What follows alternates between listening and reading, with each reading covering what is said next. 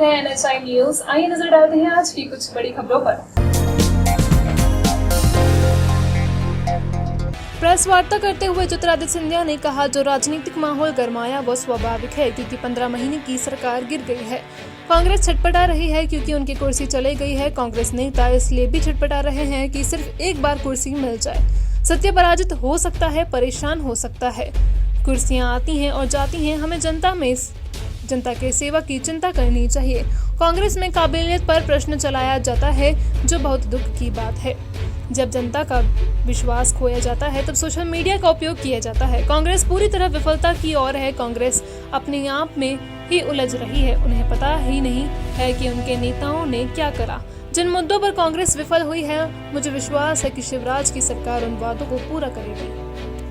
आप जरूर उनसे प्रश्न पूछिए। एक तरफ वो कह रहे हैं ताला उन्होंने खुलवाया, दूसरे तरफ शशि थरूर जी ने कहा कि ताला उन्होंने नहीं खुलाया। तो कांग्रेस अपने आप में ही उलझ रही है। कांग्रेस को स्वतः नहीं मालूम कि उनके नेता ने क्या किया है और क्या नहीं किया है। धन्यवाद। आलोचना और विरोध लोकतंत्र में किसी को स्वीकार करने की जरूरत नहीं है, बहुत जरूरी है। आलोचना और विरोध हो, और इसमें आप लोगों की सबसे बड़ी भूमिका होती है, क्योंकि आप लोगों का प्रजातंत्र के चौथे स्तंभ के रूप में आप लोगों की भूमिका है कि सरकार हो या विपक्ष हो, उनको सदैव सतर्क रखना। और मैं नहीं मानता कि आलोचना में कोई गलत बात है। अगर सकारात्मक आलोचना हो तो सदैव सबको सुनकर शायद उसमें भी कुछ अच्छी चीज हो, उसे अपनाना चाहिए। देखिए, सचिन जी मेरे मित्र हैं। सचिन जी मेरे साथ इस जनसेवा के पथ में पिछले 20 साल से रहे हैं। जो पीड़ा उन्होंने उठाई है वो केवल उससे मैं वाकिफ नहीं हूं, लेकिन आप सब लोग वाकिफ हैं। और किस तरीके से कांग्रेस अपने घर को इतने देर बाद उठकर दोबारा बनाने की कोशिश कर रही है, उससे भी हम लोग सब वाकिफ हैं। सत्य और असलियत हम सबसे नहीं छुपा हुआ है। आज कांग्रेस में काबिलियत पर प्रश्न चलाया जाता है और ये दुख की बात है। आप लोग भी अपने संस्था में कार्य करते हो, लेकिन अगर काबिलियत पर प्रश्न उठाया जाए तो आप लोगों के दिल और दिमाग में भी वही प्रश्न उठेगा।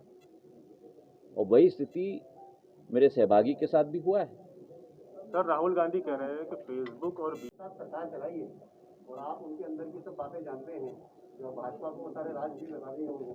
मेरा आपसे कहना है कि ये उनका जो दावा है, इसके पीछे का सत्य क्या है, और दूसरा ये कि केंद्रीय मंत्री आप कब बन रहे हैं? देखिए, पहले तो मैं बता दूं कि वर्तमान में कांग्रेस छटपटा रही है जनता की सेवा के लिए नहीं, छटपटा रही है वादों पे खड़े उतरने के लिए नहीं।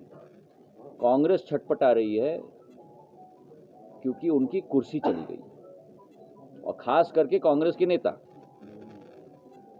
वे चाहते हैं कैसे भी हो केवल कुर्सी एक बार मिल जाए। हम लोगों को कुर्सी की फिक्र नहीं है, जैसे हमने करके दिखाया है। 6 कैबिनेट मंत्री थे, जो कैबिनेट मंत्री बने 15 साल बाद कांग्रेस की सरकार आई। एक क्षण नहीं लिया उन्होंने सत्य का रास्ता पकड़ने के लिए। और मैंने कई बार कहा है कि सत्य परेशान हो सकता है, लेकिन सत्य पराजित नहीं हो सकता। अब वो जो भी कहना चाहें कहें, उनको अपना पूरा हक है कहने के लिए।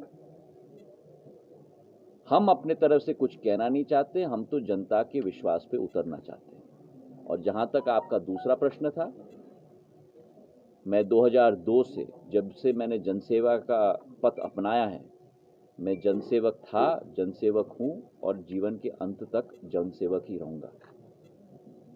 कुर्सियां आती हैं, कुर्सियां जाती हैं।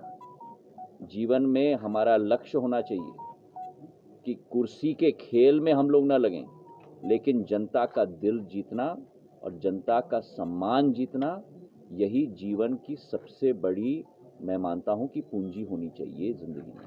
सर, जिस तरीके से बाय इलेक्शन से करना पड़ रहा है जो शायद हमारे जीवन में हमने कभी नहीं किया और कई पीढ़ियों ने जो धोनी जी ने भारत का ध्वज और भारतीय क्रिकेट का ध्वज राष्ट्र पटल पर फहराया।